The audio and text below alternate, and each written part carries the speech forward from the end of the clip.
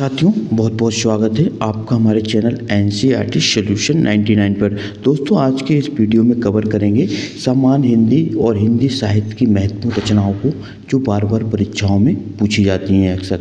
तो दोस्तों, video start करने से पहले आपसे छोटा सा रिक्वेस्ट है, अगर आप हमारे चैनल पर नए हैं तो आप हमारे चैनल को सब्सक्राइब कर लें और बेल आइकन की घंटी पर क्लिक करना ना भूलें, ताकि जब भी मैं कोई वीडियो अपलोड करूँ उसका नोटिफिकेशन आपके मोबाइल पर सबसे पहले पहुँचे। तो दोस्तों, आज हम इसका पार्ट सेकंड हल करेंगे। पार्ट फर्स्ट हमने अपलोड कर दिया, जिसे आप हमारे प्लेलिस्ट में जा करके देख सकते हैं। तो दोस्तों, देखते हैं हिंदी साहित्य की महत्वपूर्ण रचनाएं। तो दोस्तों, देखते हैं प्रश्न क्रमांक 21 से। दोस्तों, प्रश्न क्रमांक 21 में पूछा गया है कि इनमें से कौन सी जो है दोस्तों कौन सी रचना के रचनाकार का नाम दोस्तों बताना है, सही नहीं है। पहला है फूल नहीं रंग बोलते हैं। दूसरा है दिया दोस्तों इस जनपद का कवि हूँ। तीसरा दिया दोस्तों सीढ़ियों पर धूप में। और दोस्तों चौथा दिया है दोस्तों संसद से सड़क का सुदामा पांडे धूमिल। तो दोस्तों बताना है इसमें कौन सी रचना और उसके रचनाकार का नाम सही नहीं है। दोस्तों, अब जैसा कि हमने 10 से 20 प्रैक्टिस सेट अपलोड कर दिए हैं, जिन्हें आप प्लेलिस्ट में जा करके देख सकते हैं। दोस्तों, ये प्रैक्टिस सेट आपकी आगामी परीक्षाएं, चाहे दोस्तों आप किसी भी तैयारी कर रहे हैं, सभी के लिए दोस्तों ये प्रैक्टिस सेट बहुत ही महत्वपूर्ण और उपयोगी साबित होता है। तो दोस्तों, इसमें बताना कौन सी रचना और उसका रचनाकार सही नहीं है। तो दोस्तों, फूल नहीं रंग बोलते के रचनाकार केदारनाथ अग्रवाल हैं। दोस्तों बिल्कुल सही है ये। इस जनपद का कवि हूँ त्रिलोचन शास्त्री, ये भी सही है। सीढ़ियों पर धूप में शमशेर बहादुर सिंह, दोस्तों ये गलत है। सीढ़ियों में धूप में जो रचनाकार हैं वो दोस्तों रघुवीर सहाय, ना कि शमशेर बहादुर सिंह। तो दोस्तों इसका जो बताना था कौन सा सही नहीं है, तो इसका राइट आंसर दोस्तों सी। इसके बाद दोस्तों प्रश्न क्रमांक 22वां पूछते हैं। 22वां में क्या पूछा गया देखते हैं। तुलसीदास किसकी कविता है? दोस्तों बताना तुलसीदास जो कविता है इसके रचनाकार कौन है? मुक्तिबोध, अज्ञेय, हरिवंश राय बच्चन और सूर्यकांत त्रिपाठी निराला। तो दोस्तों जैसा कि पता है तुलसीदास जो कविता है इसके रचनाकार है निराला जी।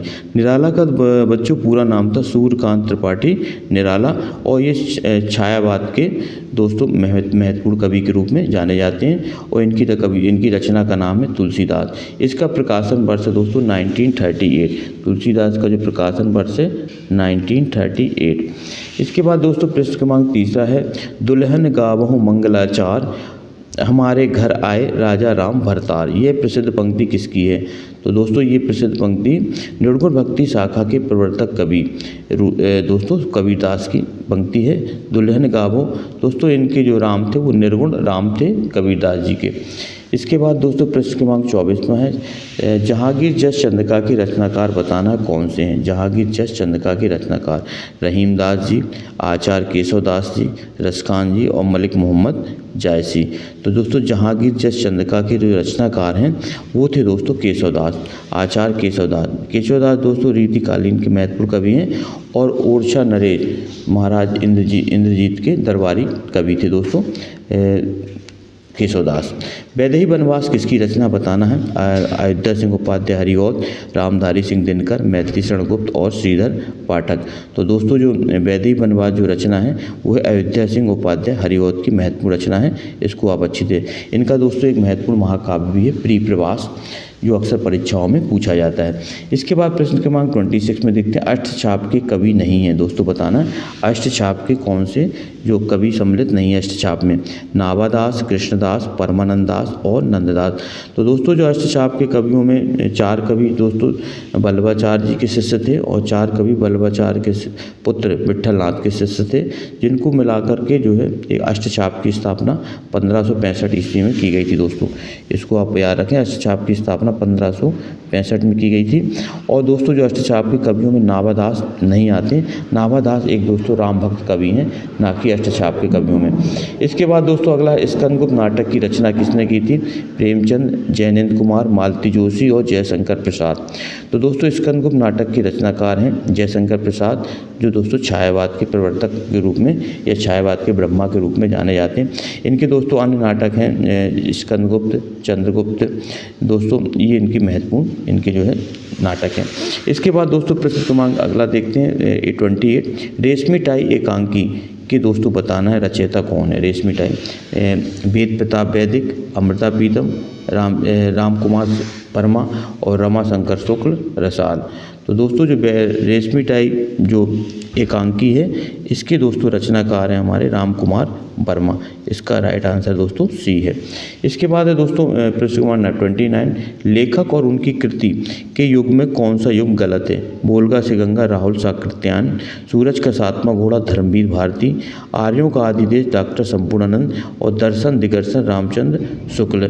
तो दोस्तों बताना था कौन सा युग गलत है। तो दोस्तों बोलगा से गंगा के लेखक राहुल साकृत्यायन है, दोस्तों बिल्कुल सही है। सूरज का सातवां घोड़ा धर्मवीर भारती की रचना है।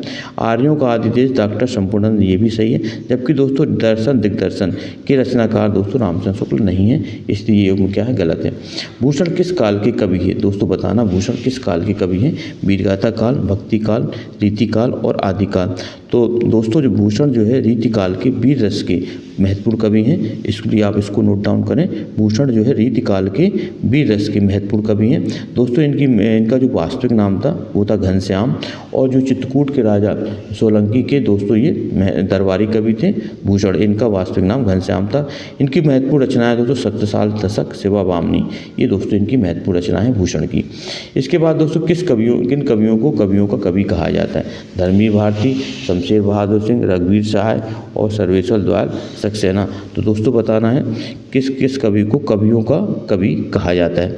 तो दोस्तों कवियों का कवि कहा जाता है शमशेर बहादुर सिंह, इसका राइट आंसर दोस्तों बी है। इसके बाद दोस्तों प्रश्न क्रमांक 32 देखते हैं। 32 में क्या पूछा गया? मृगावती के रचनाकार कौन से हैं? मंजन, आलम, कुतुबुन और मुल्ला दाऊद। तो दोस्तों बताना मृगावती के रचनाकार कौन है? तो दोस्तों मृगावती के जो रचनाकार है कुतुबुन हैं दोस्तों, और इसको आप अच्छी तरह से याद रखें। जबकि दोस्तों चंदायन के लेखक है मुल्ला दाऊद, इसको भी आप याद रखेंगे। देवदास उपन्यास पर 3 बार फिल्म बन चुकी है, इसके उपन्यासकार का क्या नाम है? दोस्तों देवदास उपन्यास पर 3 बार फिल्म बनी हुई है, इस पर मगर इसके उपन्यासकार का नाम हमें बताना है कौन है?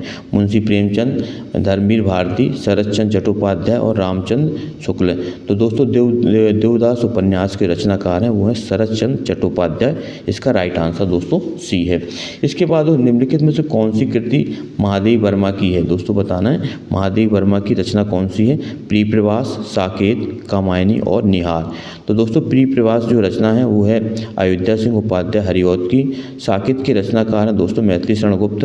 कामायनी के रचनाकार दोस्तों जयशंकर प्रसाद। जबकि निहार, रश्मि, नीरजा, ये सभी रचनाएं दोस्तों महादेवी वर्मा की हैं, इसलिए दोस्तों इसका राइट आंसर डी है। महापुराण के रचनाकार कौन है? दोस्तों बताना अब्दुल रहमान, पुष्पदंत, धनपाल और स्वयंभू। तो दोस्तों जो महापुराण के जो रचनाकार हैं वो दोस्तों हैं हमारे पुष्पदंत। ये दोस्तों आदिकाल की महत्वपूर्ण रचना है। इसके महापुराण के रचनाकार पुष्पदंत हैं। इसके बाद दोस्तों प्रकृति का सुकुमार कवि किसे कहा जाता है? बहुत ही महत्वपूर्ण प्रश्न दोस्तों, अक्सर परीक्षाओं में ये प्रश्न पूछा जाता है, प्रकृति का सुकुमार कवि किसे कहा जाता है? तो दोस्तों 4 ऑप्शन दिए, सुमित्रानंदन पंत, जयशंकर प्रसाद, सूर्यकांत त्रिपाठी निराला और महादेवी वर्मा। तो दोस्तों जो प्रकृति का जो सुकुमार कवि है वो कहा जाता है सुमित्रानंदन पंत को, इसको आप अच्छी तरह से याद रखें, इन्हें प्रकृति का सुकुमार कवि कहा जाता है। दोस्तों जयशंकर प्रसाद को छायावाद का प्रवर्तक कहा जाता है, इसको भी आप याद रखें। और सूर्यकांत त्रिपाठी निराला को ओज औदात और विद्रोह का कवि कहा जाता है। महादेवी वर्मा को आधुनिक युग की मीरा के नाम से जाना जाता है। ये दोस्तों इनके महत्वपूर्ण उपनाम है। इसके बाद दोस्तों काशी का अस्सी किसकी रचना है? बताना है भगवान दास मोरवाल, काशीनाथ सिंह, गोविंद मिश्र और संदीप लोटलीकर। तो दोस्तों जो काशी का अस्सी उपन्यास है इसके रचनाकार है काशीनाथ सिंह। दोस्तों 37 का जो राइट आंसर है वो है दोस्तों बी। दोस्तों आपने अगर हमारे चैनल को सब्सक्राइब नहीं किया तो आपसे दोस्तों विनम्र निवेदन है कि आप हमारे चैनल को सब्सक्राइब करें। आपका एक सब्सक्राइब और एक लाइक हमें नया मोटिवेशन देता है। हम आपके लिए हिंदी साहित्य, हिंदी सामान्य विज्ञान से संबंधित प्रश्नोत्तरी लेकर आते रहते हैं, जिन्हें आप प्ले लिस्ट में जा करके देख सकते हैं।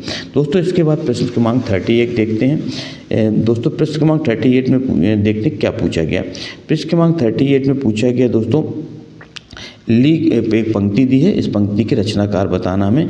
लीक पर वे चले जिनके चरण दुर्लभ और हारे हैं, हमें तो जो हमारी यात्रा से बने ऐसे अनिर्मित पंथ प्यारे हैं। इन पंक्तियों के रचनाकार बताना भारत भूषण अग्रवाल, सर्वेश्वर दयाल सक्सेना, चंद्रकांत देवताले और भवानी प्रसाद मिश्र। तो दोस्तों ये बताना 38 का राइट आंसर क्या है।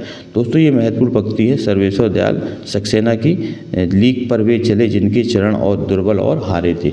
ये दोस्तों सर्वेश्वर दयाल सक्सेना की महत्वपूर्ण पंक्ति है। दोस्तों प्रश्न क्रमांक 39 है, किन्नर देश में यात्रा संस्मरण के दोस्तों लेखक बताना है। किन्नर देश में यात्रा संस्मरण के लेखक कौन है? राहुल साकृत्यायन, भगवती चरण वर्मा, माखन लाल चतुर्वेदी, सुमित्रा नंदन पंत। तो दोस्तों किन्नर देश की जो यात्रा संस्मरण के लेखक हैं वो हैं दोस्तों राहुल साकृत्यायन। इसका राइट आंसर दोस्तों ये है। इसके बाद दोस्तों प्रश्न क्रमांक आज का अंतिम प्रश्न दोस्तों प्रश्न क्रमांक 40वां, पृथ्वीराज रासो किस कवि की रचना है? दोस्तों बताना पृथ्वीराज रासो किस कवि की रचना है? सारंगधर, चंद्रबरदाई, नरपतिनाल और जगनिक। दोस्तों पृथ्वीराज रासो आदिकाल का एक हिंदी का महत्वपूर्ण महाकाव्य है और इस महाकाव्य के लेखक हैं दोस्तों चंद्रबरदाई। दोस्तों पृथ्वीराज रासो में दोस्तों पृथ्वीराज के युद्धों का वर्णन किया गया है। पृथ्वीराज चौहान अंतिम हिंदू सम्राट थे और उनके दरबारी कवि थे दोस्तों चंद्रबरदाई। दोनों का दोस्तों एक ही दिन दोनों का जन्म हुआ था, पृथ्वीराज चौहान का और चंद्रबरदाई का, और दोनों की मृत्यु भी एक ही दिन हुई थी। तो दोस्तों पृथ्वीराज रासो के रचयिता थे वो चंद्रबरदाई, जो कि पृथ्वीराज चौहान के दरबारी कवि थे। आपको दोस्तों बताना है कि जगनिक जो ने दोस्तों कौन सी रचना लिखी थी, इसको आप कमेंट सेक्शन में इसका उत्तर हमें अवश्य दें। तो दोस्तों ये थे टॉप 40 प्रश्न। आई होप कि दोस्तों ये प्रश्नोत्तरी आपके लिए बहुत ही रामबाण साबित होगी। तो दोस्तों पुनः आपसे रिक्वेस्ट है कि अगर आपने अभी तक चैनल सब्सक्राइब नहीं किया तो आप चैनल सब्सक्राइब कर लें और बेल आइकन की घंटी पर क्लिक करना ना भूलें। दोस्तों आपका दिन शुभ हो। नेक्स्ट वीडियो में फिर मिलते हैं, तब तक के लिए दोस्तों जय हिंद, जय भारत, वंदे मातरम दोस्तों।